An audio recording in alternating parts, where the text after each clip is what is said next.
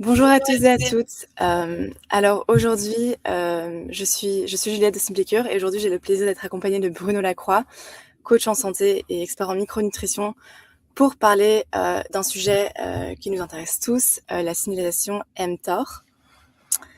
Donc voilà, avant de commencer et en attendant que tout le monde se connecte, je vais prendre 2 petites minutes pour vous présenter un petit peu c'est quoi Simplicure, l'organisateur de ce webinaire. Donc voilà, Simplicure, c'est une plateforme qui a été conçue pour les praticiens, pour justement simplifier la prescription de compléments alimentaires à vos patients. Donc voilà, encore aujourd'hui, beaucoup trop souvent, beaucoup de praticiens font leurs recommandations à la main, que ce soit par papier, via des fiches PDF ou via des liens produits, ce qui rend le suivi très difficile. Mais surtout, ça fait beaucoup perdre de temps à vous, mais aussi aux patients qui doivent justement commander ces compléments alimentaires parfois sur des plateformes différentes, que ce soit en pharmacie, sur le site du labo ou sur des sites de revendeurs. Et justement, le but de Simplicure, c'est de simplifier et fluidifier tout ça en centralisant ce processus. Et donc aujourd'hui, il y a plus de 10 000 praticiens qui utilisent Simplicure au quotidien, notamment le docteur Anne Lucas, Emma Jaffer, que vous connaissez peut-être, et aussi le docteur Aurélien Nunez, qui était justement là la semaine dernière pour parler d'hypothyroïdie et de parasites. Simplicure, c'est aussi plus de 100 000 patients actifs et plus de 4 000 compléments alimentaires sur la plateforme, et ces chiffres continuent de grandir tous les jours. Donc voilà, concrètement, comment ça fonctionne exactement. Donc vous pouvez accéder du coup à la plateforme, au catalogue, et choisir parmi vos laboratoires et vos compléments alimentaires préférés. Vous créez une recommandation personnalisée en l'espace de quelques minutes pour votre patient. Et votre patient recevra justement un lien et il pourra passer sa commande de compléments alimentaires en l'espace d'un clic. En plus de ça, Simplicure, c'est aussi une académie. C'est un écosystème d'expertise unique. Aujourd'hui, via l'académie, il y a des webinaires qui sont organisés plus ou moins toutes les semaines. Vous pouvez aussi avoir accès à ces webinaires justement sur l'académie. Notamment le webinaire d'aujourd'hui sera enregistré. Vous pouvez aussi accéder à des protocoles qui ont justement été créés pour des problématiques spécifiques par des experts en santé intégrative. Et aussi, plus ou moins tous les mois, on organise des événements live, des rencontres pour justement apprendre à se connaître et pour parler de sujets qui nous intéressent tous. Donc voilà, je vais vous montrer un petit peu comment ça fonctionne. Simplicure, je vais vous partager mon écran. Voilà. Sinon, vous m'entendez ? Vous voyez ? Ah non, je ne peux pas partager mon écran.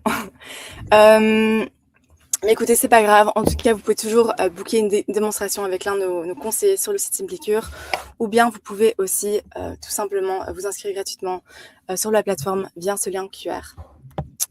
Donc voilà, je vais laisser la parole à Bruno Lacroix, pour parler de la signalisation mTOR. Bruno, bonjour, vous nous entendez ? Moi, je vous entends. Ah, est-ce que vous m'entendez ? Ça ne fonctionne pas. Ça ne fonctionne pas. Ah, Non. pourtant, ça marchait Peut-être que tout vous à essayez l'heure. de vous connecter et vous redéconnecter sur la plateforme. Alors, ouais, moi, je vous entends, hein, mais j'ai pas. Non, je ne vous entends pas malheureusement. Peut-être que vous pouvez essayer de quitter la pièce justement et vous reconnecter au lien. D'accord. Je vais Ah, vous recommencer. l'entendez bien ? Ah, excusez-moi. Alors moi j'entends que justement on vous entend bien. Ah, on m'entend, donc ça Ok. marche. Bah alors il n'y a pas de souci. Je pense que ça doit être de mon côté. D'accord. Ben voilà, vous pouvez continuer votre présentation. Merci beaucoup. Voilà. Alors bonjour à tous. Aujourd'hui, je vais vous présenter donc un sujet de médecine fonctionnelle un petit peu atypique puisqu'on va parler de la voie mTOR. Alors c'est un peu pour certains du chinois, mais certains connaissent cette voie mTOR qui veut dire Mammalian Target of Rapamycin. Donc on va parler du vieillissement, des maladies liées au vieillissement. Et si je vous disais que le secret aujourd'hui est à l'origine de nos maladies les plus redoutables, si tout ça, ça tenait en un seul et unique interrupteur biologique. Cet interrupteur existe, il se cache vraiment au cœur de chacune de nos cellules et porte ce nom de la voie mTOR. Imaginez mTOR comme la pédale d'un accélérateur de votre organisme. Tant que vous avez le pied sur le plancher, vos cellules les grandissent, vous construisez vos muscles et ça se multiplie, ça c'est vital. Mais le moteur qui tourne toujours à plein régime, ça vous le savez, ça finit par s'encraser. Donc, un mTOR chroniquement suractivé par notre mode de vie moderne bloque le nettoyage de vos cellules. Le résultat, l'organisme rouille, le vieillissement s'accélère dramatiquement, déroulant ainsi le tapis rouge au cancer, au déclin. Mais la science nous apporte une excellente nouvelle. Nous allons aujourd'hui lever le pied en mettant le mTOR sur pause. Nous déclencherons ainsi un grand nettoyage de printemps cellulaire. Nos cellules s'auto-réparent et se régénèrent. Comment manipuler cet interrupteur?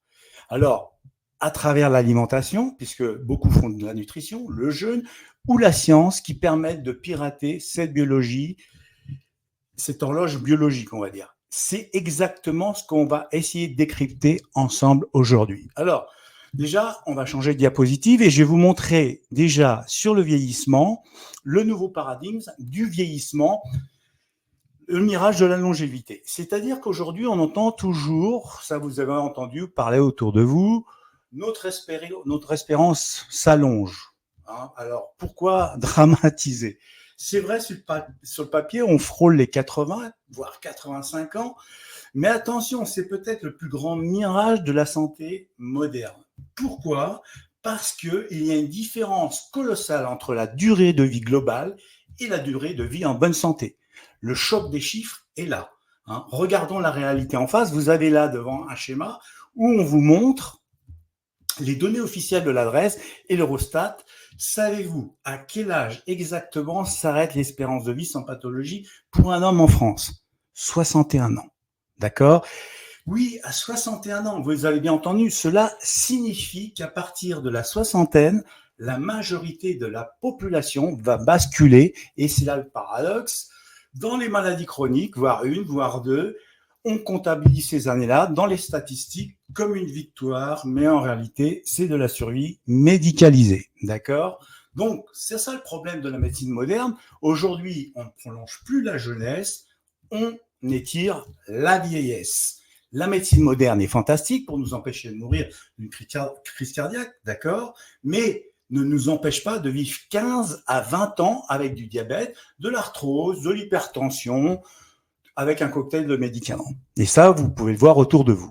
Donc la solution, c'est pour ça qu'aujourd'hui, nous sommes là. L'objectif de notre biologie, c'est tout le rôle cellulaire de cette voie mTOR et la MPK qu'on va parler. Ce n'est pas battre des records de survie sous perfusion, c'est pas le but. Hein, le but ultime, c'est de fermer cet écart. Il ne s'agit plus d'ajouter des années à la vie, il s'agit d'ajouter de la vie à vos années. D'accord? Donc, on fait la transition avec la prochaine diapositive. Et là, qu'est-ce qu'on peut voir dans cette diapositive qui est très intéressante? Comment faire pour éviter ces années de survie médicalisée? Regardez le schéma à droite. Il illustre une véritable révolution scientifique. Aujourd'hui, la médecine classique s'épuise à combattre les maladies une par une. On cherche un traitement pour le cancer, un autre pour la maladie d'Alzheimer, un autre pour le diabète.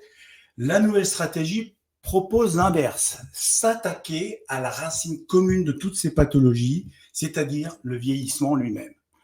Alors, pour ça, moi, j'ai envoyé des emails, je lis les études, et j'ai un ami qui s'appelait Blagosconi, malheureusement, il est décédé. C'est un grand chercheur, avec Gustavo Barja, des gens qui ont travaillé sur la voie mTOR, et qu'est-ce qu'ils disent? En rouge, j'ai mis un petit sur le hedging, hein, c'est en anglais, prévenir le cancer en inhibant le vieillissement. C'est un point fondamental. Le cancer, comme les maladies cardiovasculaires, sont des maladies liées à l'âge. Si on ralentit le processus de vieillissement cellulaire, on empêche littéralement ces maladies d'apparaître ou se développer. D'accord? Parce que connaître les études, c'est bien, mais connaître les chercheurs, c'est mieux. Et c'est pour ça que j'ai eu beaucoup d'informations. Quel est le chef-d'œuvre de ce vieillissement? C'est ce fameux mTOR. On est dans une suractivation constante du mTOR qui accélère ce vieillissement. On parle de surexpression du voie mTOR, d'accord? Donc, cette suractivation, en conclusion, il va falloir apprendre à calmer cet interrupteur mTOR par notre mode de vie. On ne fait que pas repousser l'âge, on coupe l'herbe sous le pied de quasiment toutes les maladies chroniques modernes. Et c'est là que ça devient intéressant. Alors, j'ai une petite chose qui vient devant se mettre alors pour la prochaine dia. Voilà. Alors ça, c'est un schéma que vous ne trouverez pas dans les études, c'est moi qui ai réalisé ce schéma-là avec des couleurs. Alors, pour bien comprendre le mécanisme fondamental qui explique au niveau cellulaire pourquoi le corps va développer certaines maladies en vieillissant. On va se pencher sur ce chef d'orchestre essentiel, la protéine mTOR. Donc, vous voyez en vert, dans la zone verte, comme vous pouvez le voir sur la partie gauche de cette dia, imaginez ce mTOR C1 comme le plus grand centre de contrôle du métabolisme. En temps normal, ce système est bien réglé. Les nutriments qu'on consomme, c'est-à-dire c'est souvent les protéines, on va voir les activateurs, protéines, glucides, des facteurs de croissance, agissent comme des principaux moteurs de cette signalisation. Ils envoient un signal à mTOR pour lui indiquer de s'activer, permettant ainsi aux cellules de croître et fonctionner correctement. D'accord? Donc ça, c'est ce qu'on appelle l'anabolisme. Hein. D'ailleurs, les bodybuilders connaissent très bien ça. En orange, c'est la jaune, orange. Donc, vous voyez ce schéma. Regardez ce qui se passe au centre du schéma. À mesure que l'individu avance avec l'âge, le mécanisme qui était d'une grande précision commence à s'enrayer. La capacité des cellules à capter correctement la présence des nutriments se dérègle. La capacité donc de capter va diminuer. On a une activation anormale de ce mTOR qui va devenir excessivement forte. Donc cette dérégulation est dramatique pour l'organisme. Elle déclenche une chaîne de réactions. Hein, les cellules peinent à recycler leurs déchets, c'est ce qu'on appelle la perte de la protéosie. Elles s'épuisent, elles vieillissent, c'est ce qu'on appelle la sénescence cellulaire, et nos cellules souches se fatiguent, et nos usines à énergie, les mitochondries, se mettent à dysfonctionner. Donc on commence à voir les aspects du vieillissement. Donc en violet, donc sur la gauche, je vous amène donc à voir que ces défaillances microscopiques accumulées ne sont pas invisibles. Elles sont en réalité le point de départ direct des grandes maladies chroniques liées au vieillissement, maladies métaboliques, diabète, obésité, neurodégénérescence avec les maladies d'Alzheimer, affaiblissement du système immunitaire, de nos muscles. Toutes ces pathologies partagent la même origine cellulaire. Donc, en résumé, si on comprend aujourd'hui que la dérégulation de cette voie mTOR est au cœur du vieillissement malade, on pourrait dire vieillissement malade, oui, réussir à rééquilibrer demain, c'est la clé pour prévenir un grand nombre de maladies liées à l'âge. Donc, dans ce schéma, vous voyez ce nouveau paradigme, hein, on nous montre justement que avant, on a surmédicalisé avec des médicaments. Aujourd'hui, on prolonge, mais en bonne santé, hein, justement avec cette gestion qu'on va voir sur la voie mTOR. Alors, pour déjà comprendre d'où vient cette voie mTOR, il faut aller un petit peu sur les deux packs, parce que là, l'histoire ressemble à la science-fiction. En 1975, des chercheurs canadiens trouvent une bactérie dans une fiole de terre, ce qu'on appelle le stress Tomicus, hein, retenez, c'est du latin, d'une île mystérieuse, l'île de Pâques, qui prolonge la vie. C'est vrai qu'à ce moment-là, ils donnent ça aux souris, hein, cette bactérie dans la terre, et les souris vivent 9 à 14% plus longtemps. Ça fait, chez l'homme, 7 années, on va dire 7 années de plus. Elle est considérée, puisqu'elle est aujourd'hui, c'est un médicament qui s'appelle la rapamycine, comme un antibiotique, mais on va dire plutôt un antifongique. Elle est utilisée comme immunodépresseur depuis 1977 dans la prévention du rejet des greffes de transplantation. Donc, c'est aussi un médicament qui est utilisé dans le cancer, mais qui a un feedback négatif qu'on va voir tout à l'heure. Mais il est mieux en prévention. Alors, suite à ça, on pourrait dire pourquoi ils ont appelé la voie mTOR. Donc ça a été découverte après dans les années 90. Rapamycine, île de Pâques, mTOR. On s'est dit, les gars, ils ont vu Jurassic Park. C'est des termes, il y a des mots comme le Riptor, il y a des mots comme le Raptor. Tout ça, ce sont des récepteurs. Hein, on va voir tout ça.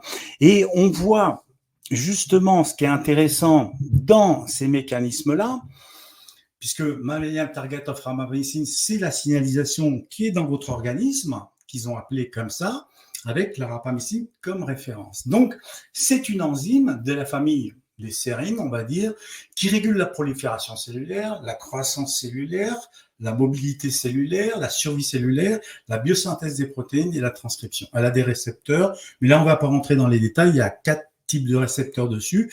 C'est le récepteur mTOR, d'accord? Donc, on voit que cette suractivation, alors là, c'est la dia prochaine, comment elle est activée?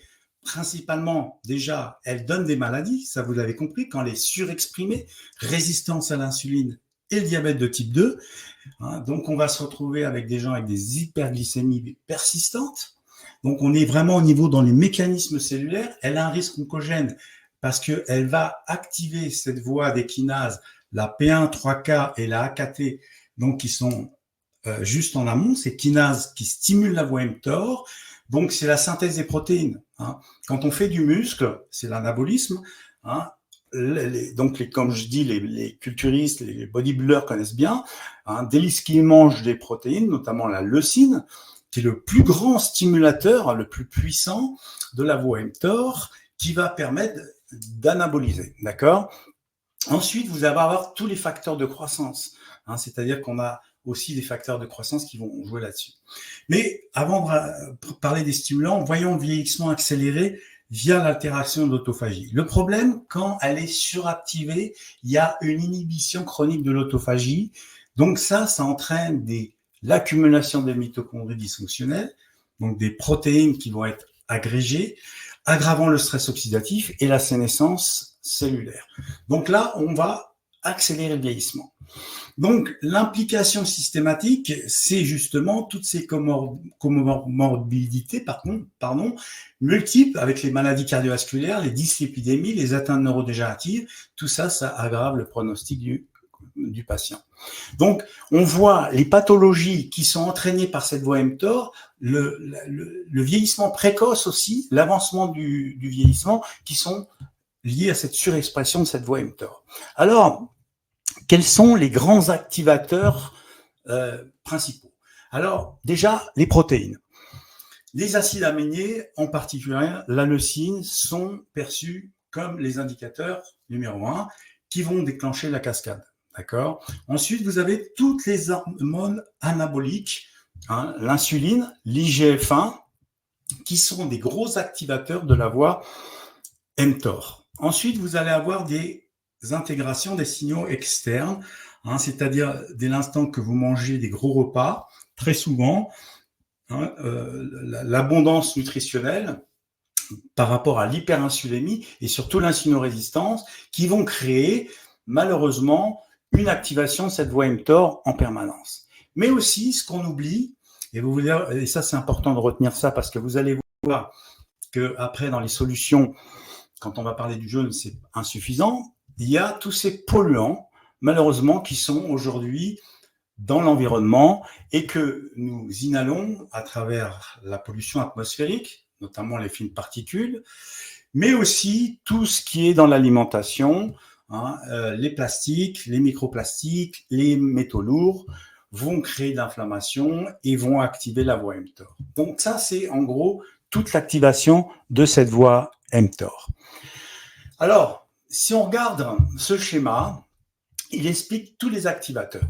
Alors, comme j'ai expliqué tout à l'heure, la leucine, c'est le déclencheur absolu. Après, mais il y en a d'autres, l'arginine, la glutamine, mais aussi l'exercice physique. Alors, l'exercice physique, vous allez voir, c'est paradoxal, la tension mécanique excentrique, hein, donc là aussi, les gens qui font de la musculation le savent, dès l'instant que le muscle travaille en excentrique, on a une augmentation de cette voie mTOR, on active le signal, temporairement, donc ça c'est bénéfique, on va voir, c'est pas le diable la voie mTOR, il faut la moduler simplement. Ensuite, vous avez tout ce qui est insuline et IGF-1, d'accord? Donc l'IGF-1, c'est l'insuline growth factor numéro 1 qui est stimulé par l'hormone de croissance. Vous avez tous les types de sucres, dextrose, maltodextrine, et surtout les glucides rapides, on va dire tout ce qui est avec des indices glycémiques très élevés qui génèrent de l'insuline et de l'ATP, l'inflammation à travers les cytokines et aussi tous les polluants, les perturbateurs.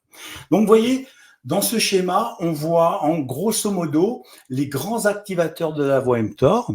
Alors, vous avez un inhibiteur de la voie mTOR qui s'appelle le TCS. Bon, ça veut dire tuberous sclerosis complexe, c'est sclérose tubéreuse. Ça, c'est lié à des gens qui ont des gènes qui malheureusement font des cancers parce que normalement, ce TSC désactive la voie AKT-mTOR qui s'emballe trop, hein, et souvent, ces gens qui ont ces gènes font beaucoup de cancers. D'accord?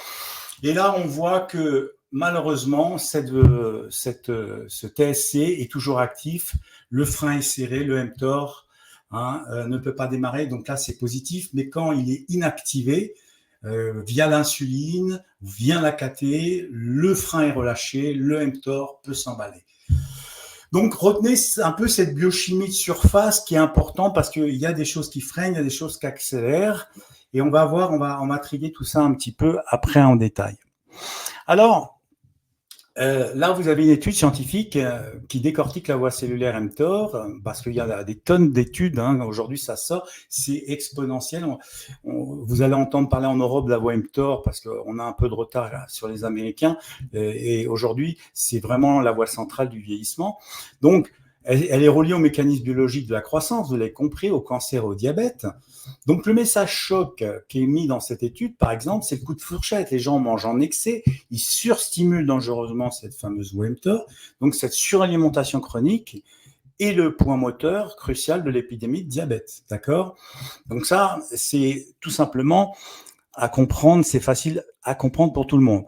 Donc, on a un équilibre entre AMPK et mTOR. L'AMPK, c'est le contraire. Dès l'instant que je mange plus, cet interrupteur mTOR diminue. L'AMPK, qui est stimulé par le jeûne, la restriction calorique, l'effort physique, va diminuer l'AKT et automatiquement baisser la voie mTOR, qui permet à notre corps de rester mince, être en bonne santé, au lieu de stocker du gras. Donc là, on est carrément dans les maladies aussi métaboliques.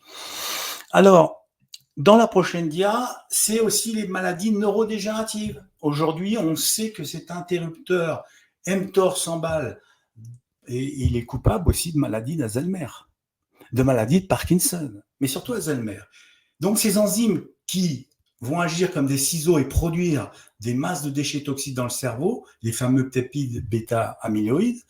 Donc ça, c'est un gros problème, c'est la double peine. Le mTOR hyperactif bloque en même temps notre système naturel de nettoyage qu'on appelle l'autophagie. Le résultat des courses, c'est que le cerveau il produit trop de poubelles et n'arrive plus à sortir, ce qui provoque l'accumulation fatale de ces plaques toxiques. D'accord? Donc on voit aujourd'hui beaucoup de publications avec mTOR et maladie d'Alzheimer.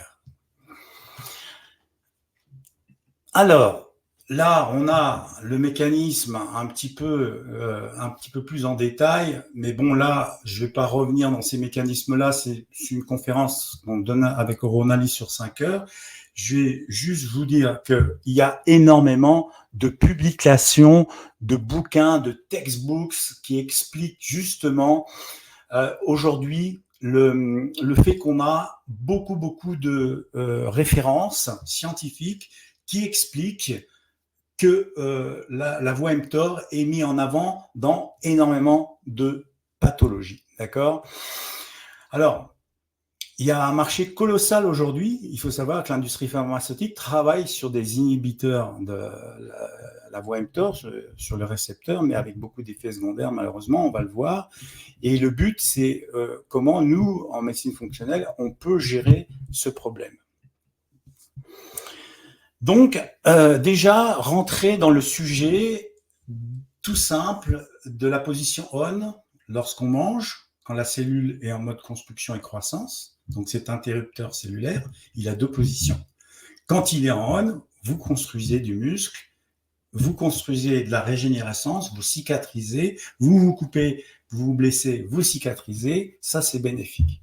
Mais dès qu'on arrête de manger, l'interrupteur bascule sur off.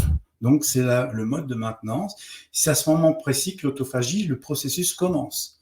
Il y a eu un prix Nobel là-dessus, d'ailleurs. D'accord? Donc, nos cellules profitent uniquement de ce mode off pour éliminer tous les déchets, recycler les protéines abîmées, puis se réparer. Donc, le vrai secret de la santé, c'est de respecter cet équilibre naturel. Donc, il faut accepter de couper le contact de temps en temps pour laisser le corps faire son grand ménage. Mais malheureusement, de nos jours, cette belle mécanique naturelle ne suffit pas. Notre environnement saturé de polluants et source d'inflammation chronique a tendance à gripper l'interrupteur. Donc, ces agressions constantes bloquent souvent nos cellules en mode on, ce qui rend le nettoyage beaucoup plus difficile à atteindre.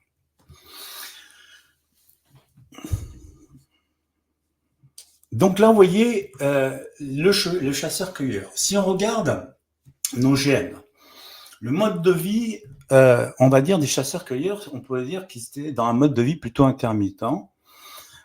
Naturellement, il faut savoir qu'il y avait des périodes de jeûne involontaire. Ils se chassaient, ils se déplaçaient, ils n'avaient rien dans le ventre. L'AMPK était stimulé, il y avait de l'activité physique et ils favorisaient des intervalles prolongés d'inhibition de la voie mTOR et permettaient donc une meilleure réparation cellulaire et autophagique.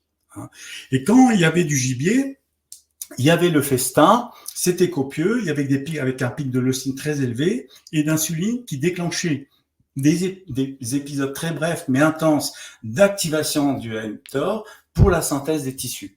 Mais aujourd'hui, si on regarde l'homme moderne, il a accès continu à des glucides raffinés, des protéines saturées, il maintient son mTOR toujours en activation quasi permanente, limitant les phases d'autophagie et il favorise ainsi le stockage lipidique. Donc, il y a un déséquilibre actuel où la voie mTOR demeure toujours sur on, marche, la majeure partie du temps est associée à une augmentation du risque de maladies métaboliques et de vieillissement prématuré. Donc, on va continuer. Alors ça, c'est ce qu'on appelle... Alors, je voulais quand même mettre un petit bémol quand même, parce qu'il faut savoir que les ancêtres, ils avaient 4 heures, ils faisaient le festin famine, d'accord, avec 4 heures de mTOR activé, ça faisait 15% et 85% d'autophagie. L'homme moderne aujourd'hui, il est en festin digestion sur 14 heures. C'est-à-dire qu'il mange tout le temps. Donc, il a le mTOR à 58% et l'autophagie à 42%. Donc, on voit le décalage. Donc, il n'y a plus de nettoyage, vous comprenez, donc, tous ces débris toxiques et ces mitochondries qui sont défectueuses, le corps ne fait pas le ménage. Il ne nettoie pas ses déchets, les recycle en carburant ou en nouveau matériau de construction pour renouveler les cellules. Donc, on a aujourd'hui, malheureusement, ces protéinopathies, on peut parler comme ça, c'est le terme qui est évoqué, avec ces gens qui, malheureusement, ont cette surexpression, on va dire, continuelle de la voie mTOR. Donc, sur ce schéma, vous voyez, on va dire les 45 premières années de notre vie, on a de l'anabolisme, on a, et ce qui est tout à fait normal, une voie mTOR qui est bien exprimée, qui est normale pour la construction.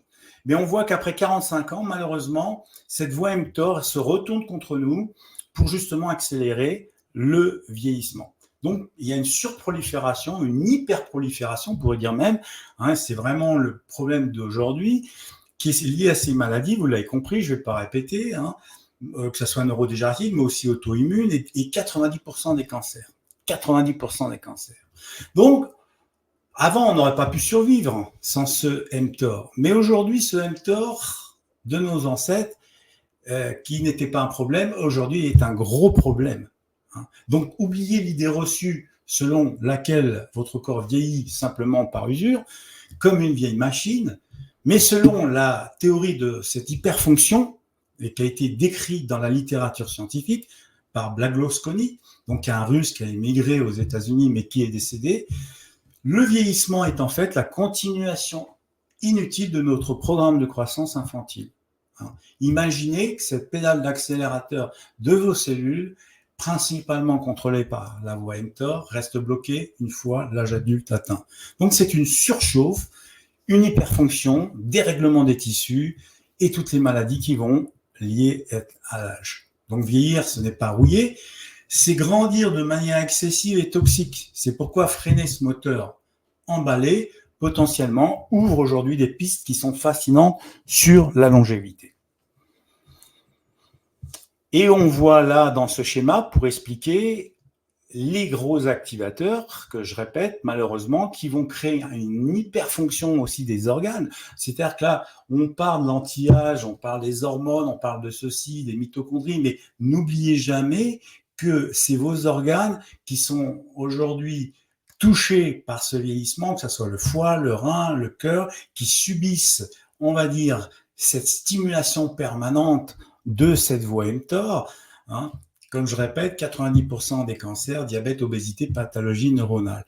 Alors, il y a un paradoxe là-dedans parce que moi, j'ai fait aussi des conférences sur la médecine anti-âge et on donne, dans les années 90, ils donnaient l'hormone de croissance. Donc, j'en profite pour faire une petite parenthèse sur une pratique courante anti-âge, la prise d'hormones de croissance. Même à petite dose, on vous dit, ouais, je prends des petites doses. Mais la prise d'hormones de croissance donne l'illusion de rajeunir en apparence, plus de muscles, une meilleure peau, puisque ça joue sur le collagène, mais c'est une véritable catastrophe au niveau cellulaire profond, physiologiquement. L'hormone de croissance stimule la GF1 qui vient littéralement suractiver la voie mTOR, et quand cette voie mTOR est allumée à fond, l'autophagie est bloquée, même avec des petites doses. Donc, prendre de l'hormone de croissance pour vivre plus longtemps, c'est appuyer simultanément sur l'accélérateur et sur le frein de l'anti-âge. Donc, bien comprendre, alors les mécanismes, on les connaît, on ne va pas décrire, on n'a pas le temps, mais tout ça fait qu'on a physiologiquement une hyperpolarisation mitochondriale, activation du mTOR qui crée l'inflammation et l'auto-immunité. On est dans un cercle vicieux. Hein. Alors tout ça, ça peut commencer avec un leaky gut, une dysbiose, des endotoxines, hein, et on rentre dans cette hyperpolarisation mitochondriale avec hyperactivation de la voie mTOR. Donc bien comprendre qu'on ne peut pas penser la même chose physiologiquement avant 45 ans et après 45 ans. D'accord? Il faut donc ajuster, et c'est ce qu'on va voir bientôt. Alors, vous voyez comme une voiture, hein, l'analogie, hein, donc c'est voie mTOR, la mort due à l'âge et aux maladies du vieillissement, au même sens. Ces maladies de l'âge, c'est pas des manifestations du vieillissement, hein, c'est la fumée. C'est une manifestation du feu. Hein, imaginez la fumée, c'est une manifestation du feu. La gérontologie classique, les dommages moléculaires non réparés provoquent le vieillissement. En revanche, le vieillissement induit par le mTOR provoque des dommages, maladies du vieillissement. D'accord? Donc, comme je dis, par analogie, ce vieillissement est considéré comme une voiture qui roule trop vite, qui manque de frein, qui ne peut pas ralentir. Lorsque la route existe d'aller lentement, puis elle va s'écraser. Donc, comme tous les accidents de la route, hein, ces maladies sont des manifestations tardives du vieillissement. Les cellules sénescentes sont hyperfonctionnelles, elles vont endommager vos tissus, favoriser les maladies liées au vieillissement. Donc, on parle d'hyperfonctionnement, d'hyperplasie, d'hypertrophie cellulaire. Hein, c'est pour ça que vous entendez souvent hypertension, hyper ceci, hyper cela. Donc, on peut penser toujours, quand vous entendez ça, voie mTOR. C'est mTOR qui favorise la croissance des cellules, même lorsque le cycle cellulaire mitose est bloqué. Donc, ce mTOR provoque la production de cellules sénescentes. C'est le base du vieillissement. C'est donc une continuation du programme de croissance et de développement qui n'est pas désactivé. C'est pour ça qu'on appelle ça le quasi-programme, comme le dit Blagosconi. C'est la poursuite simplement, sans but, du développement. D'accord? Donc, on rentre dans un mécanisme de blocage. Alors, en parlant sur le cancer, bien évidemment, on voit, et on a donné des conférences avec le laboratoire Analyse sur le cancer, et le cancer, c'est pas toujours lié au glucose. On entend parler, et le glucose et ceci. Bien sûr, ça joue. Le mitochondrie aussi, dysfonctionnement mitochondrial, oui aussi. Mais c'est surtout lié aux signaux qui augmentent le mTOR. On dit, alors là j'ai mis 80%, mais aujourd'hui on sait que c'est 90% des tumeurs humaines se développent à la suite de surexpression de la signalisation mTOR, hein, puisqu'elle est carrément impliquée comme un signe oncogène, prolifération, apoptose, différenciation, néangiogenèse, glycolyse, Warburg, tout y est. On va voir, je vais vous faire voir un schéma qui suit. Regardez bien le schéma qui suit, puisque ce schéma-là va vous expliquer en détail, on va dire, ce qui se passe. Alors, regardez sur votre gauche. Tout commence par des signaux oncogéniques qui activent le système. Le signal se divise en deux branches principales. La partie supérieure, c'est le complexe mTOR1. Donc, c'est lui qui gère la croissance, c'est un chef de chantier, il lance la synthèse des protéines, la production de lipides au centre, pour fournir les matériaux de la construction à la cellule. D'accord? Donc, il y a la glycolyse qui va être là aussi derrière. On va voir le métabolisme du glucose. On va voir l'hypoxie avec son facteur HIF1 alpha. Hein, c'est ce qu'on appelle l'effet Warburg. On va avoir aussi la stimulation de l'angiogenèse via des facteurs de croissance, VEGF. Et donc, tout ça va créer des nouveaux vaisseaux sanguins pour oxygéner la tumeur. On est dans le Warburg. D'accord? Il donc contrôle toute la cascade, on va dire, de tout du vocabulaire, on va dire, du cancer, des étapes du cancer. Dans la partie inférieure, donc en orange, le mTOR C2, lui, il va assurer la survie en activant la protéine AKT, inhiber les freins naturels de la cellule, comme le FOXO, et il va bloquer l'apoptose, le suicide cellulaire. Donc, il pousse la cellule à se diviser encore et encore sans contrôle. Donc, en résumé, la convergence de ces deux voies mène au résultat que vous voyez à droite, une cellule qui possède des ressources illimitées pour grossir et qui refuse de mourir, aboutissant donc à une prolifération tumorale. Donc, ce schéma, je l'aime beaucoup parce qu'il résume, on va dire, l'aspect fondamental de 90% des cancers aujourd'hui, qu'on va retrouver cette voie mTOR. C'est pour ça que l'oncologie s'intéresse à ça. Malheureusement, les médicaments comme la rapamycine, il y a des échappements. Je vais vous expliquer après pourquoi ça n'a pas fonctionné. Alors, si je donne l'exemple, par exemple, du lait. Le lait, c'est vraiment on donne ça au bébé. Alors, le lait de vache, bien évidemment, va stimuler beaucoup les IGF-1. Il est bourré de leucine, hein, donc ce qu'on appelle les fameux BCA. Donc, on va se retrouver avec un excès de leucine et une hyperinsulémie. Il faut savoir que le lait stimule l'insuline. Et là, on le voit, par exemple, dans le cancer de la prostate, le cancer du sein.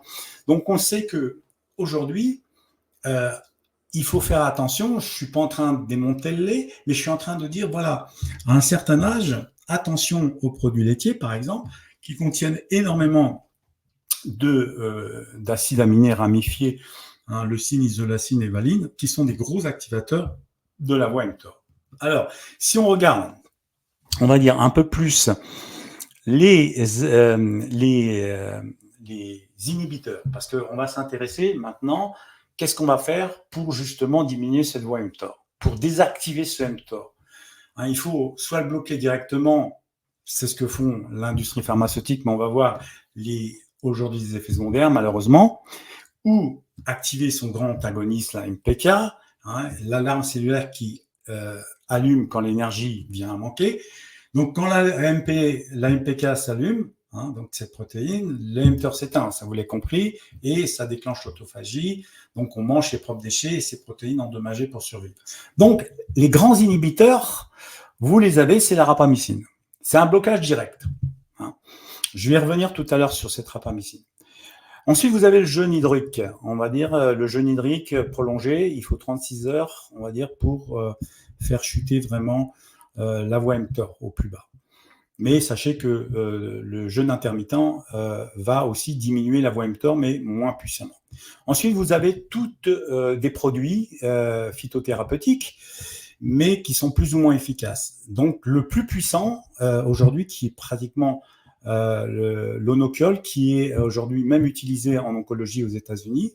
Je vais expliquer aussi pourquoi, qui est le numéro 1. Ensuite, vous avez la fisétine, le thé vert, la resveratrol et la curcumine.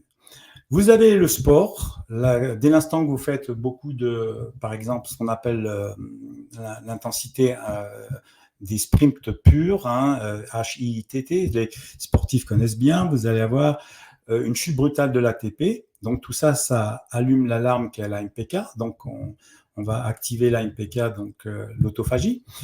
Vous avez des médicaments comme la metformine. Vous avez aussi la berbérine qui allume la MPK, le jeûne intermittent 16-8 et la restriction protéique, surtout protéines animales comme la leucine.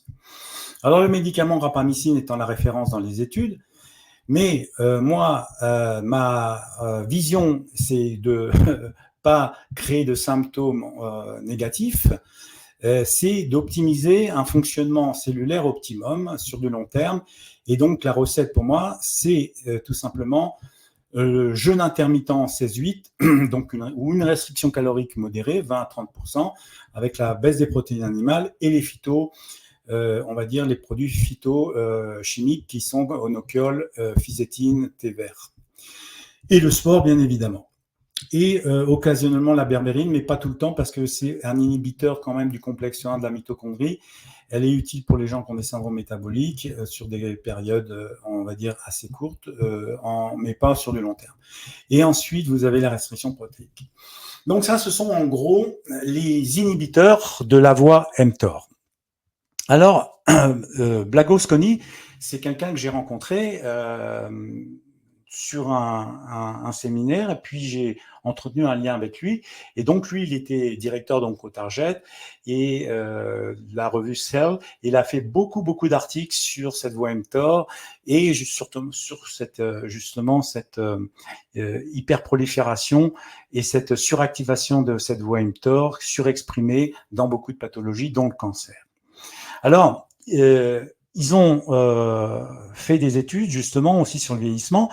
Ils ont montré que justement, on avait aujourd'hui cette vision, au lieu de taper sur le cancer avec la rapamycine, c'était mieux de travailler en amont parce que dès l'instant qu'on travaille sur le vieillissement, on travaille automatiquement sur le cancer et les pathologies associées au cancer. Hein, c'est le schéma qui résume ce que j'ai expliqué auparavant.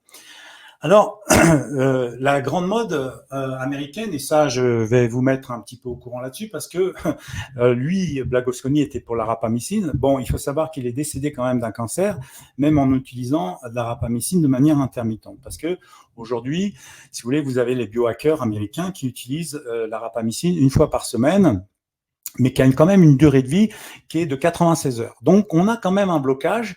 Et le problème, c'est que on a des effets vicieux, puisque même si elle a une amélioration chez les souris, l'homme n'est pas une souris, d'accord? Elle présente des effets secondaires qui sont quand même très forts, notamment une immunosuppression qui affaiblit les défenses naturelles et rend l'organisme qui est beaucoup plus vulnérable aux infections bactériennes.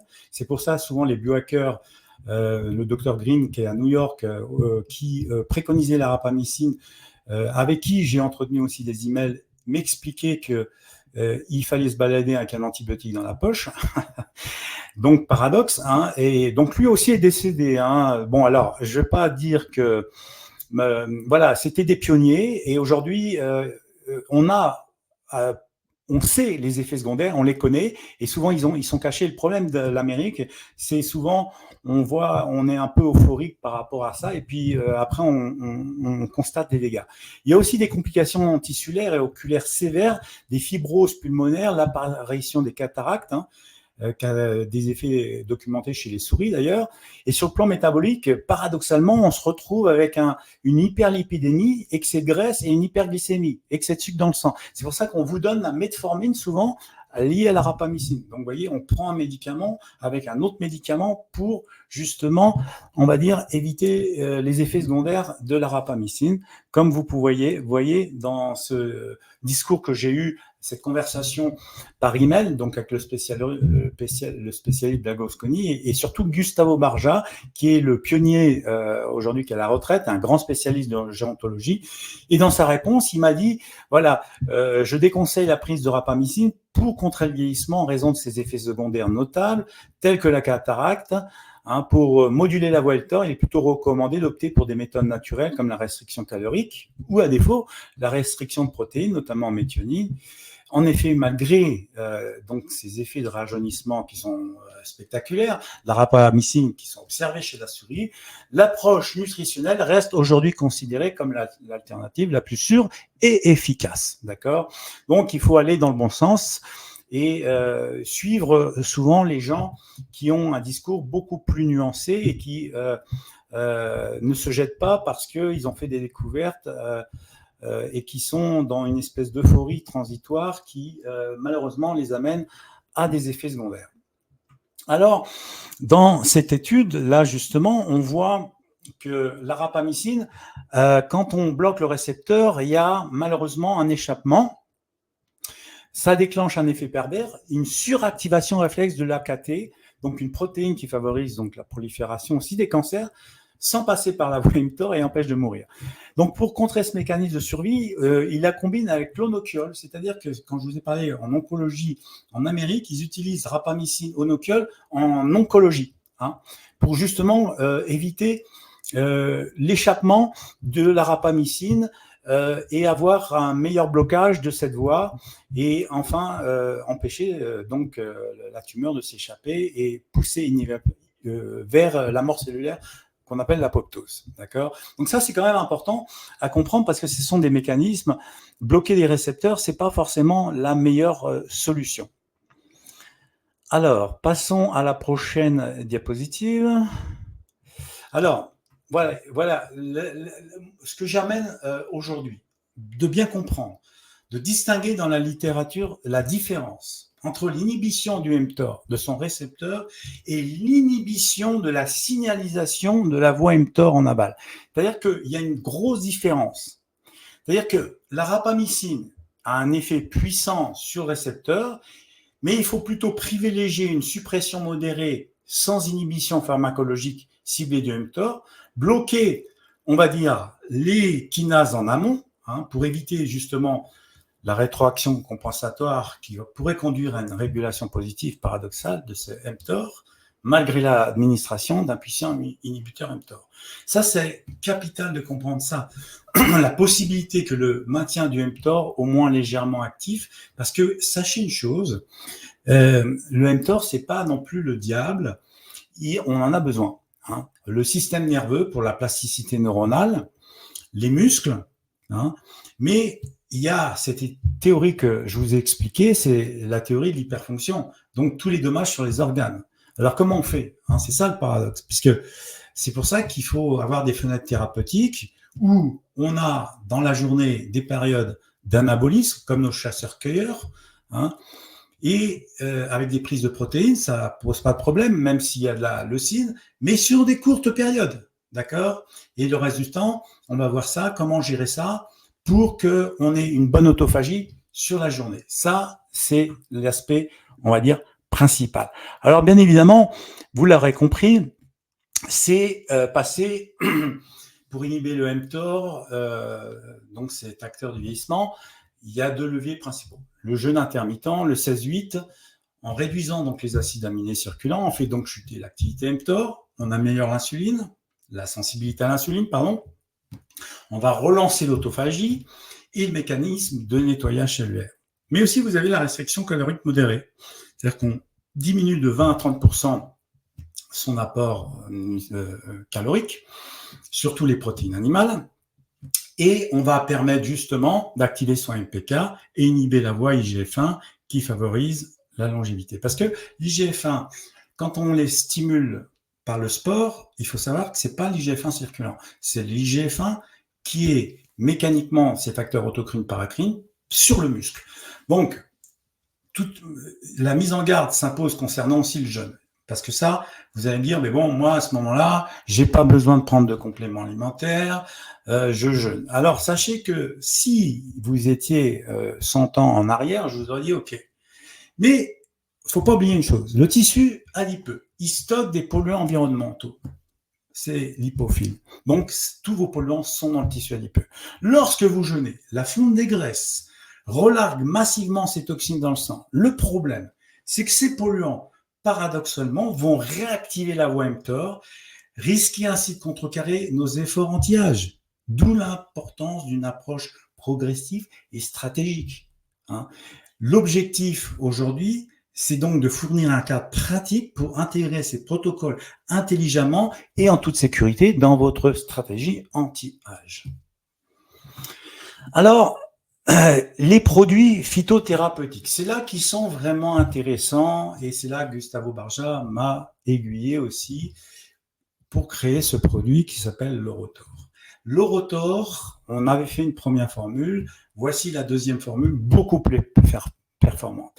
Il faut savoir que l'onopiol, c'est la liaison compétitive à l'ATP. Ça provient du magnolia, ça se fixe directement sur les kinases, ça va inhiber l'AKT et donc automatiquement on va avoir un frein sur la voie mTOR. Ensuite vous avez la fisétine. Fisétine qui est remarquable parce que par lui-même seul, il a cette activité d'autophagie par d'autres mécanismes que la voie mTOR, mais c'est un inhibiteur partiel. Il y a 4 récepteurs, c'est-à-dire qu'il ne bloque pas comme la rapamycine, mais sur une partie on va dire du récepteur, il va permettre justement, c'est tiré de la fraise, l'infizétine, bloquer simultanément mTOR et en amont aussi la voie P1,3K-AKT, l'équinase, qui va renforcer l'effet antitumoral grâce à cette double inhibition synergique.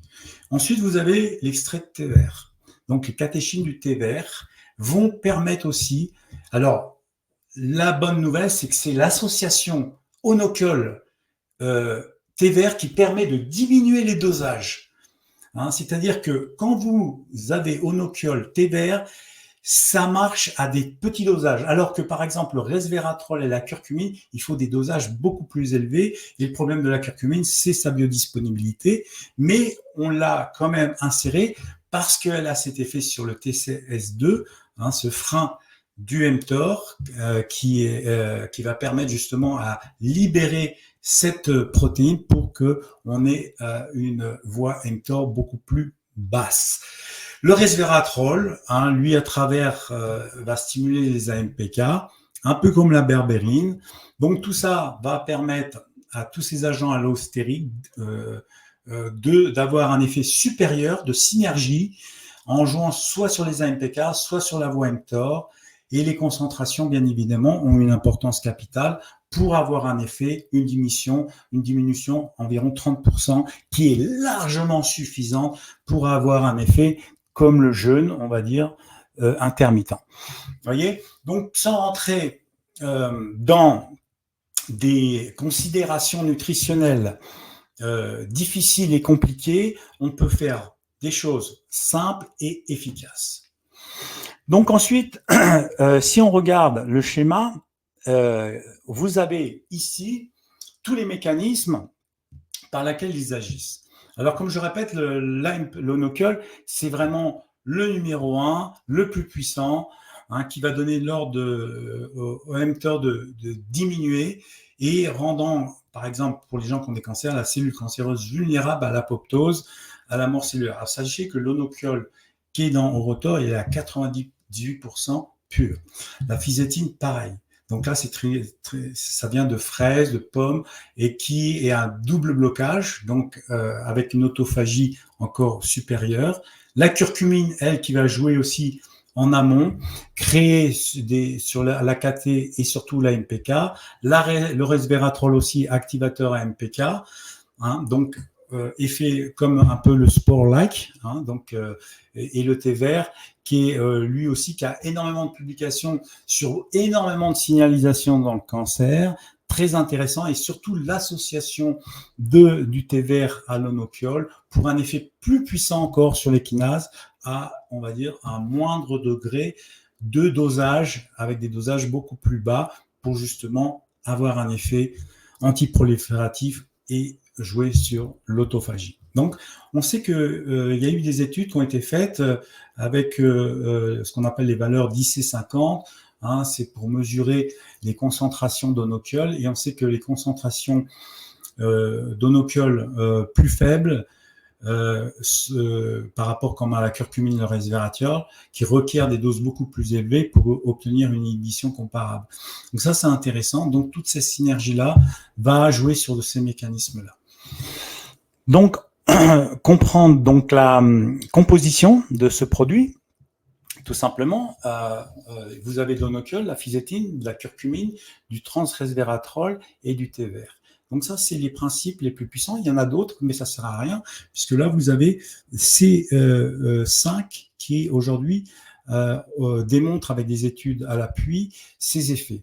Le petit bémol, c'est peut-être la curcumine et transresveratrol via la biodisponibilité, mais on les a mis quand même parce que ça a un effet quand même synergique avec l'Onocol, la fisétine et le thé vert. Donc, les indications: cancer, prévention, soutien aussi des cancers, on va le développer, le vieillissement précoce, diminuer après 45 ans l'utilisation de ce Orotor pour baisser justement la voie mTOR. Alors, moi, je donne la recette, je vais vous la donner à la fin, mais c'est tout simple en fin de compte, ça se prend le soir. Et dès l'instant que vous éliminez sans faire de restriction calorique aberrante, vous diminuez simplement les protéines animales le soir, c'est-à-dire que le signal leucine, qui est le plus grand activateur, et surtout l'hyperinsulémie, donc les sucres rapides. Vous mangez des légumes le soir, éventuellement des protéines végétales avec des taux de méthionine, des taux de leucine très bas. Il faut savoir que le déclenchement de la voie mTOR, c'est 3 grammes de leucine. À 1 gramme, vous inhibez très peu la voie mTOR, d'accord ? Vous stimulez très peu la voie mTOR. Par contre, à 3 grammes, vous avez une surstimulation de la voie mTOR. Donc, c'est pour ça qu'il faut diminuer les protéines animales le soir et vous prenez, avant de vous coucher, l'Orotor.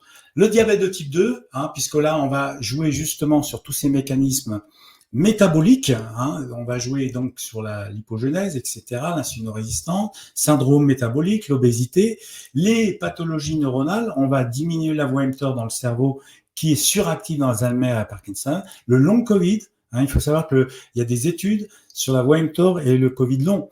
Et les gens qui ont aujourd'hui des Covid longs peuvent utiliser justement l'Orotor pour diminuer les dégâts physiologiques sur la neuroinflammation et surtout sur cette voie mTOR suractivée et aussi sur l'acné qui est l'acné. Il faut savoir que c'est la voie mTOR qui est surexprimée, souvent liée aux laits qui sont utilisés chez les adolescents. Alors, donc, on voit le mécanisme général que j'ai évoqué dans le cancer, et on voit là aussi, effectivement, pourquoi il est intéressant dans la prévention des cancers, surtout parce qu'il va freiner, on va dire, tous les mécanismes de l'activation cellulaire, l'apoptose, les métastases, l'angiogenèse, la glycolyse, Warburg, etc., etc. Donc, on a un effet, on va dire, très intéressant sur la prévention des cancers et des maladies en général et du vieillissement. Alors, les ordonnances, l'alimentation hypotoxique et hypoallergique, manger le plus bio possible, puisqu'aujourd'hui, on sait que les polluants dans l'alimentation sont des activateurs.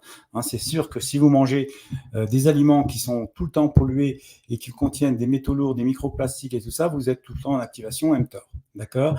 Donc, des alimentations avec index glycémique bas, fruits et légumes, diminution des protéines animales, des graisses saturées, l'acide palmitique est aussi un gros activateur, on va dire des cancers, notamment c'est les cancers les plus violents, prostate, etc. Baisse des calories et jeûne intermittent, corriger les carences micronutritionnelles, bien évidemment la vitamine D très importante et la K2, zinc, sélénium, avant tout aussi. Alors, ensuite, pour le protocole, alors, j'ai peut-être été un peu trop vite. Alors, je vais remonter à la dia précédente. Voilà. Donc, prévention du vieillissement après 45 ans. L'Orotor, 4 gélules avant de se coucher, l'estomac vide, dernier repas sans protéines animales, ou le 16-8, intermittent fasting, 3-4 fois par semaine. Vous n'êtes pas obligé de le faire tous les jours. Vous le faites en prévention 3-4 fois par semaine, ça suffit largement, puisque je vous ai expliqué que il faut mettre un coup de frein, mais pas un coup de frein à main, parce que imaginez, vous êtes à 200 à l'heure avec une voiture, vous mettez un coup de frein à main, vous allez voir, c'est la rapamycine, vous allez la retrouver dans le fossé.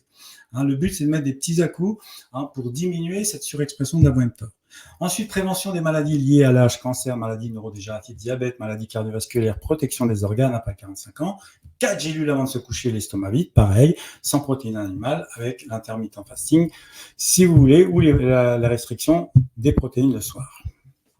Alors, pour finir, vous avez le cancer, et le cancer, c'est intéressant parce que on peut conclure l'action de l'Orotor comme un couteau suisse cellulaire. Sa stratégie principale repose vraiment sur la cible majeure, vous l'avez compris, sur l'inhibition de la voie mTOR. Donc, approche multifonction, accompagnement thérapeutique, il soutient la chimiothérapie, aide à lever les mécanismes de la résistance à la chimio et à la radiothérapie. C'est-à-dire que là, vous avez des publications, par exemple avec la curcumine, avec le thé vert, qui sont utilisées aujourd'hui en chimio pour justement la résistance. L'action antitumorale est préventive. Il possède une action aussi, on va dire, chimiolaque, souvent en synergie avec des agents cytotoxiques, et inhibe les cellules souches, c'est important. Sachez que quand vous faites par exemple de la chimio, ça on vous le dit pas, ça stimule les cellules souches, donc vous refaites des récidives 9 à 18 mois après. Pourquoi ? Parce que vous avez stimulé les cellules souches cancéreuses, qui est un paradoxe avec, on va dire, la chimiothérapie. Alors justement, c'est là qu'il faut utiliser les produits justement qui inhibent les cellules souches. Et là, vous avez quelques publications qui montrent justement le thé vert, le resveratrol et la curcumine comme des produits très intéressants qui tuent les cellules souches. D'accord ? La protection cellulaire, en inhibant la voie mTOR, on offre également un bénéfice global en diminuant les effets du vieillissement cellulaire. Donc, en quelques mots, c'est vraiment le couteau suisse, outil polyvalent indispensable pour optimiser les traitements anticancéreux, limiter aussi les pathologies, on va dire, liées à l'âge et restaurer surtout vos cellules. D'accord ? Alors, voilà, donc je termine juste pour dire que en finalité, la modulation de la voie mTOR représente véritablement l'avenir de la prévention contre le vieillissement et les pathologies associées, qu'elles soient métaboliques ou neurodégénératives. Vous l'avez compris, c'est le chef d'efficacité cellulaire. Nous devons freiner efficacement le déclin de l'organisme et pour y parvenir de façon durable et sécurisée, l'approche la plus naturelle s'impose incontestablement comme la meilleure stratégie pour restaurer et respecter notre physiologie. Voilà. S'il y a des questions par rapport à ça, j'ai terminé. Merci beaucoup Bruno. C'était super intéressant. On a reçu énormément de questions. Je les ai toutes notées.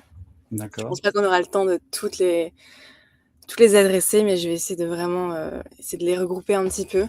Mais on a eu pas mal de questions par rapport au jeûne intermittent et justement aussi à la restriction des protéines animales. Comment est-ce qu'on peut vraiment réconcilier ça avec une perte de masse musculaire justement pour les personnes plus âgées ? Voilà.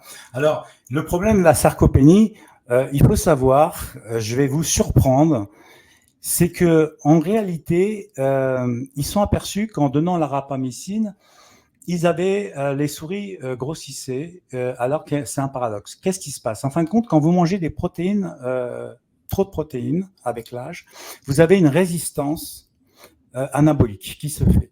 Parce que cette voie mTOR, on va dire, va créer une résistance dans le muscle. Et donc, c'est un peu comme l'insulino-résistance. Donc, le fait de diminuer la voie mTOR permet un meilleur anabolisme qui est paradoxal. Alors, bien évidemment, il faut des fenêtres thérapeutiques, comme les chasseurs-cueilleurs sur 4 heures, par exemple, dans une journée, où je vais faire du sport, de l'intensité, je vais prendre mes protéines, que ce soit de la whey protéine juste après l'entraînement. Donc ça, c'est le bienvenu. Et il ne faut pas avoir cette vision le mTOR, c'est le diable, il faut l'abaisser parce que là, vous allez avoir des problèmes de sarcopénie. Ça, c'est réel. Donc, il faut, dans ce programme de vieillissement, faire de l'exercice physique. Ça, c'est le numéro 1 pour la sarcopénie. Et surtout, des fenêtres thérapeutiques.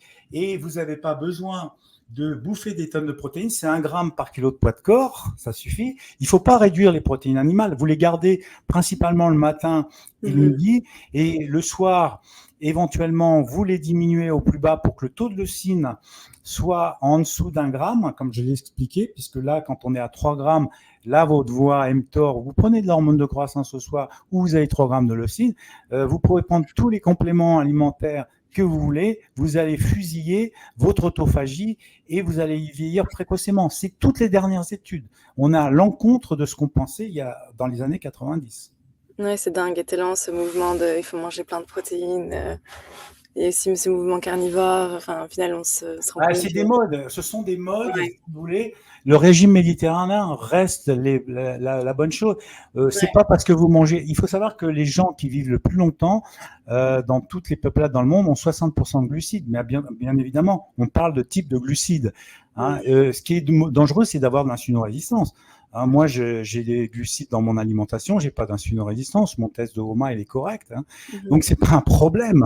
Le problème, c'est quand vous êtes insulino-résistant. Donc, on diabolise, et ça, c'est très américain, et on trouve un coupable, que ce soit les oxalates, pour ceci, soit le régime, le low carb, après c'était le low fat, après, vous voyez, on va dans des extrêmes, alors que c'est beaucoup plus complexe que ça, la physiologie, et il ne faut pas diaboliser. Par contre, il faut une alimentation hypotoxique, hypoallergique, et puis une chronologie, on va dire, de diminution, on va dire, des protéines animales le soir. On peut garder des protéines végétales, c'est pas un problème. Moi, je mange des protéines végétales le soir.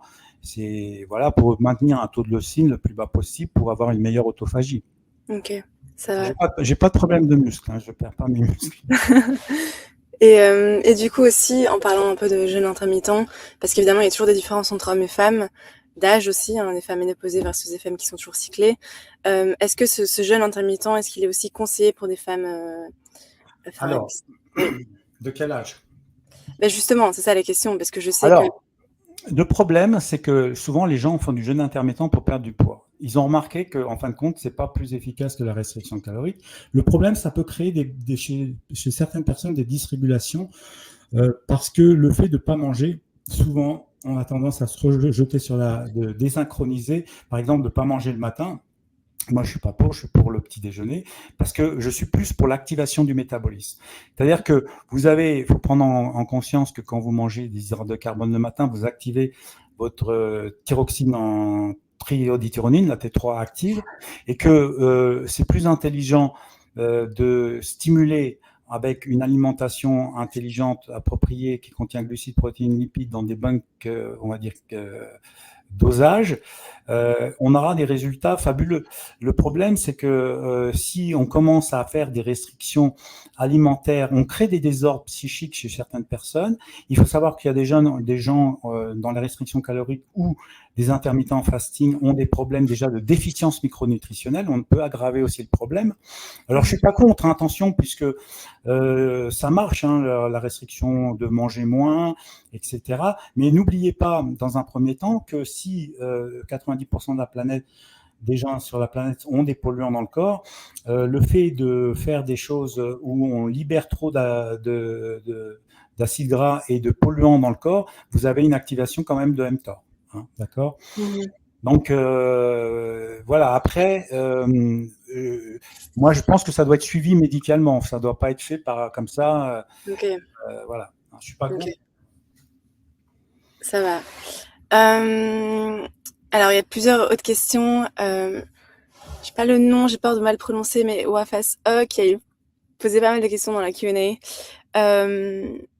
Donc, qui pose la question, selon vous, le jeûne pratiqué sans sport permet-il de réguler efficacement la voie mTOR? Ou à l'inverse, l'activité physique peut être elle seule équilibrer cette voie en absence de jeûne? Alors, bien évidemment, les deux ont une synergie. Hein. Ouais. C'est toujours mieux de faire les deux, mais vous n'êtes pas obligé, puisque moi, je ne fais pas de jeûne intermittent personnellement. Je diminue simplement mes protéines animales le soir et on va dire, je regarde plutôt la qualité des aliments pour moi par rapport aux polluants. Et je dirais que le sport est indispensable, c'est incontournable. On est fait pour s'activer, pour bouger. Alors, sachez que le plus puissant activateur de mTOR, c'est quand même le cardio intense, hein, le sprint. Donc là, on a une activation MPK qui est incroyable. Et il faut savoir que quand on active la MPK avec le sport, vous êtes automatiquement en autophagie. Hein, donc ça, c'est vraiment très intéressant. C'est dommage de ne pas utiliser l'activité physique qui, pour moi, est supérieure au jeûne intermittent. Et je dirais que c'est pas parce que nos ancêtres, eux, c'était de la survie, qu'il faut adopter à 100% ce qu'ils faisaient. Ils mouraient aussi d'infections. Il y a aussi un gros baratin autour de tout ça. Et je dirais que prenons les choses qui sont aujourd'hui négatives, qui sont la suralimentation, le grignotage continuel, la malbouffe, les plats préparés. Hein, déjà, vous allez éliminer beaucoup de suractivation de cette voie mTOR. Ça, c'est évident. Ça va, merci. Juste une question par rapport à ça de Hélène qui demande, le sprint, c'est mieux le matin ou en fin d'après-midi? Le mieux, c'est mieux le matin. D'accord. Tout le sport est mieux le matin parce que on va dire, c'est la fenêtre la plus intéressante hormonalement parlant. Et je dirais que par rapport au taux de cortisol, etc. Après, tout le monde n'a pas, si vous le faites le soir, c'est pas un problème, mais c'est mieux le matin. Hein. C'est plus lipolytique, on brûle plus de graisse généralement le matin en faisant du sport et on va dire c'est la meilleure fenêtre pour avoir des résultats plus rapides. Mais c'est quand même de pas en faire, c'est le plus gros problème. Même, si vous pouvez faire qu'à 5 heures, faites à 5 heures. Hein. C'est pas un souci. Et puis j'imagine que du coup pour les personnes qui sont un peu plus âgées, on va pas leur demander de faire un sprint, mais juste le renforcement musculaire, c'est aussi très bien. Bien sûr, mais attention, quand une personne âgée, par exemple, ou quelqu'un en surpoids marche rapide, par exemple, Mmh. même un jogging peut être un sprint pour lui. Ouais, OK, C'est-à-dire ouais. que c'est adaptable. Le coach va adapter par rapport à la fonction cardiovasculaire. Et il y a des gens qui, quand ils sont en surpoids, quand ils sont en jogging, ils sont en sprint. Donc Mmh. voilà. Donc c'est voilà. La marche étant le numéro un, l'activation de l'AMPK est cruciale dans ce, on va dire, ce protocole, on va dire, de la voie mTOR. Donc, Mmh. l'inactivité physique est vraiment le pire qu'on puisse avoir dans un programme sans activité physique. OK, ouais. Et j'imagine que du coup le HIIT, donc des petites séances de intensity interval training, Voilà, et c'est c'est trop très bien. bon. Par exemple, vous faites 20 minutes basse intensité, vous placez 4-5 sprints, vous allez avoir, on va dire, une meilleure lipolyse, une meilleure stimulation AMPK, un meilleur aspect mitochondrial, un fonctionnement Mmh. mitochondrial optimal, une biogenèse mitochondriale augmentée. Donc, c'est vraiment le numéro un. Alors, bien évidemment, il faut l'adapter à l'âge aussi, et puis Mmh. aussi à la personne, à son entraînement. On ne va pas commencer brutalement à faire du ITT à 60 ans si on n'a jamais fait de sport. Donc, Ouais, voilà. Hein. ouais. Et on a aussi d'autres questions. Je sais que vous avez mentionné dans votre présentation que voilà, le rotor était totalement compatible avec la chimio. D'accord. Est-ce que c'est vraiment pour toute forme de chimio, pour tout Toute forme de âge? chimio, toute forme de OK. chimio. Il a aucun effet secondaire. Il a au contraire une optimisation sur la résistance des chimios. Il a un effet sur les cellules souches et il a un effet sur la prévention des cancers. Donc on a le tiercé là. Ça va, mais c'est top. OK, bah, du coup, ce produit, sera bien disponible à l'achat sur Simplicure aussi et votre protocole, on le mettra aussi en ligne pour ceux qui demandent. Donc voilà, on va devoir terminer ce webinaire. En tout cas, je reçois énormément de messages qui disent que cette présentation était incroyable. Donc merci beaucoup Merci à vous. Bruno, vraiment, Merci à vous. c'était hyper informatif. Et donc voilà, donc de nouveau, si vous voulez vous inscrire, sur Simplicure, je vous partage ici, la petite banderole pour vous inscrire chez Simplicure, pour voir un petit peu comment Simplicure peut s'intégrer dans votre pratique et vous aurez aussi du coup les produits qui sont mentionnés dans ce webinaire disponibles. Donc voilà, je reçois plein de bravos, merci beaucoup dans le chat de la part de tout le monde. Donc franchement, merci beaucoup. Alors je coupe tout, je vous dis au revoir. Allez, Oui, oui, c'est ça. Au revoir, au merci beaucoup. revoir.